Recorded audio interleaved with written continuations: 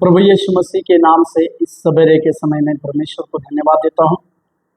उत्साहित करने वाले वचन आज का जो यूहन्ना रचित सुसमाचार की पत्री उसके 6वें अध्याय और 67वें वाक्य, यूहन्ना 6 अध्याय 67वें वाक्य में शमौन पतरस ने उसको उत्तर दिया, हे प्रभु, हम किसके पास जाए?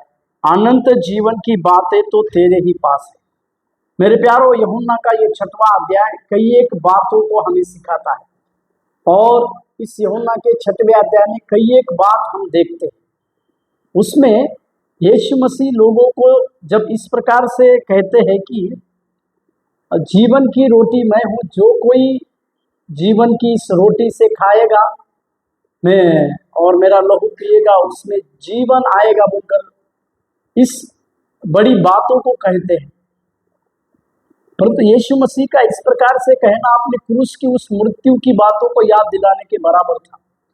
परंतु कई एक इस बातों से कई एक चेले फिर गए बोलकर हम देखते हैं और कई एक चेले उल्टे हो गए जो बाद में यीशु मसीह के साथ कभी भी नहीं आए। इस बातों को जानकर अपने चेलों के मन में जो दुविधा की बातें हैं, अपने चेले किसी प्रकार के और कुछ बातों में फंसे हुए, इस बातों को जानकर यीशु मसीह ने अपने 12 चेलों को भी इस प्रकार का सवाल को किया कि क्या तुम भी जाना चाहते हो?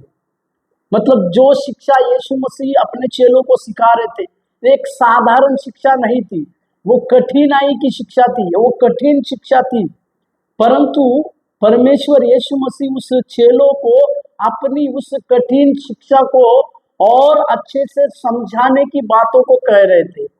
परंतु पतरस का इस प्रकार के जवाब को देखिएगा। पतरस ने उनको कहा कि अनंत जीवन की बातें तो तेरे ही पास है। मेरे प्यारो, इस बात को आप समझ नहीं पाए कि यीशु मसीह अपने चेलों को जो उल्टे फिर गए थे उनको अनंत जीवन की बातों के रहस्य समझा रहे थे। कई बार यीशु मसीह के चिन्हों पर मार्गों पर चलने के लिए हमें और आपको भी तकलीफ होती है, परंतु इस बात को समझ नहीं पाए आप और हम कि यीशु मसीह का जो मार्ग है वो हमें अनंत काल के जीवन के लिए लेके जाने वाला है और उस अनंत काल के जीवन के लिए आप और हम बुलाए गए हैं। इसी के लिए यीशु मसीह के उस अनुकरण करते समय, दुख तकलीफों का सामना करते समय हमारे पास एक ही लक्ष्य होना चाहिए कि हम उस यीशु मसीह के ठहराए हुए उस अनंत जीवन के वारिस बनने वाले हैं। प्रभु आपको आशीष देने पाए। धन्यवाद।